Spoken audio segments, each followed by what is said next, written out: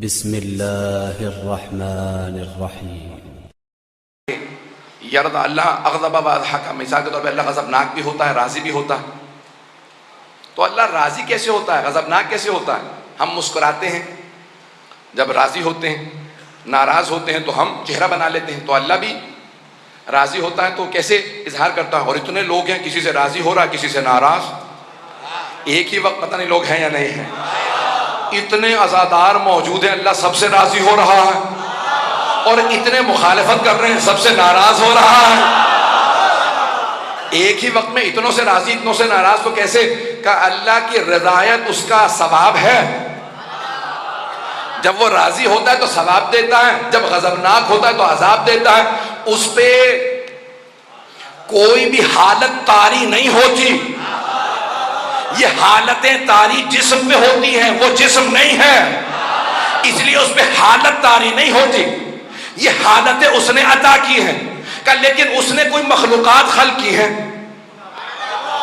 کتاب التوحید ہے شیخ صدوق کی، باب کا نمبر ہے 15، وہاں پہ چھٹے امام سے روایت ہے کہ لیکن اللہ نے کچھ مخلوقات خلق کی ہیں جنہیں اللہ نے کہا یہ ہے وجہ اللہ۔ اگر وہ کسی سے راضی ہو تو اللہ راضی ہو جاتا، اور اگر وہ ناراض ہو جائے تو خدا ناراض ہو جاتا۔ اب جس نے رضی اللہ عنہ بننا ہو وہ وجہ اللہ کو راضی کر لے۔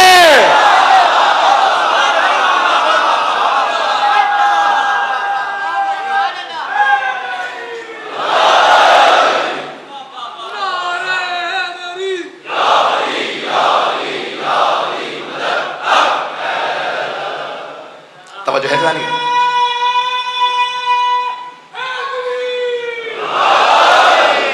میں ممنون ہوں آپ کی محبتوں کا، عقیدتوں کا، جس محبت سے سن رہے ہیں جناب سیدہ کا سایہ آپ کے سر پہ قائم دائم رہے۔ عزیزان گرامی، ہمارے عقائد وہ ہونے چاہیے جو آل محمد نے بتائے ہیں۔ تو ہم توحید کے ماننے والے ہیں، اور توحید کو سمجھنا ہو تو آل محمد سے سمجھنا۔ وہ بتائیں گے توحید کیا ہے، مولا کے خطبے بتائیں گے۔ جناب امیر اپنی ایک وصیت میں کہتے ہیں، اے میرے لخت جگر محمد حنفیہ، اگر اللہ کے علاوہ اور بھی کوئی خدا ہوتا لَأَتَتْكَ رُسُلَ، تو اس کے بھی رسول تیرے پاس آتے، وہ بھی اپنے رسولوں کو بھیجتا۔ وہ کہتا ارے یہ اللہ اپنے آپ کو منوائے چلا جا رہا ہے تو میں بھی منواؤں، میں بھی رسول بھیجتا ہوں۔ کہ کسی نبی کا یہ نہ کہنا کہ اللہ کے علاوہ اور کوئی خدا ہے، یہ خود ایک دلیل ہے کہ 1,24,000 انبیاء ایک کے بعد ایک آتے رہے، سبھی کہتے رہے لا الہ الا اللہ، لا الہ الا اللہ، نہیں پہنچا سکا۔ اگر ایک بچہ باہر سے آئے اور کہے کہ حادثہ ہو گیا یا آگ لگی ہے، میں نے وہاں پہ مثال دی تھی، تو آپ سب کے سب مانیں گے کہ بچہ آیا ہے، شاید جا کے دیکھ لیں، کچھ کہیں نہیں ہم نہیں جاتے، بچہ ہے، اتنے میں دوسرا بچہ آ جائے اور وہی بات دہرائے۔ کچھ لوگ پھر بھی کہیں گے ارے بچے ہیں کیا ضرورت ہے، اتنے میں تیسرا بچہ آ جائے، پھر چوتھا، پانچواں، 10، 12، 14، 1,24,000۔ عزیزان گرامی، یہ 10، 12، 14 بچے ہی آ جائیں گے نا تو آپ کہیں گے نہیں باہر جا کے دیکھو کچھ نہ کچھ ہوا ہوگا۔ ارے بچے نہیں، مولا فرما رہے 1,24,000 معصوم نبی سب ایک ہی بات دہرا رہے ہیں، لا الہ الا اللہ۔ مولا فرماتے اگر اللہ کے علاوہ اور کوئی خدا ہوتا تو وہ کہتا میں بھی منواؤں۔ یہ سارے انبیاء لوگ انہیں مارتے رہے لیکن وہ دہراتے رہے لا الہ الا اللہ۔ مولا فرماتے ہیں یہ خود دلیل ہے اللہ کے علاوہ اور کوئی معبود نہیں۔ اور امام حسین کا سر نیزے پہ بلند کر دیا گیا، وہاں سے بھی کہہ رہے ہیں لا الہ الا اللہ۔ عزیزان گرامی، آپ ہی کے کراچی کے بہت بڑے ایک شاعر، نام شاید لینا توہین نہ ہو، مرحوم ہو چکے ہیں، کمیونسٹ ہو گئے تھے، نام پتہ نہیں شاید لے دوں، جوش ملی آبادی، اردو ادب کا بہت بڑا نام، کمیونسٹ ہو گئے تھے، خدا کا انکار کر دیا تھا۔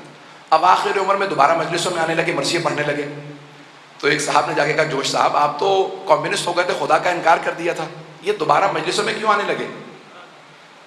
کہا ارے میں نے تو خدا کا انکار کر دیا تھا لیکن مجھے حسین ابن علی نے خدا کو ماننے پہ مجبور کر دیا۔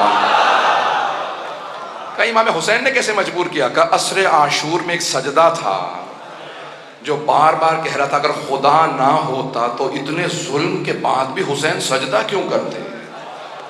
پتہ نہیں بات پہنچا پایا ہوں یا نہیں۔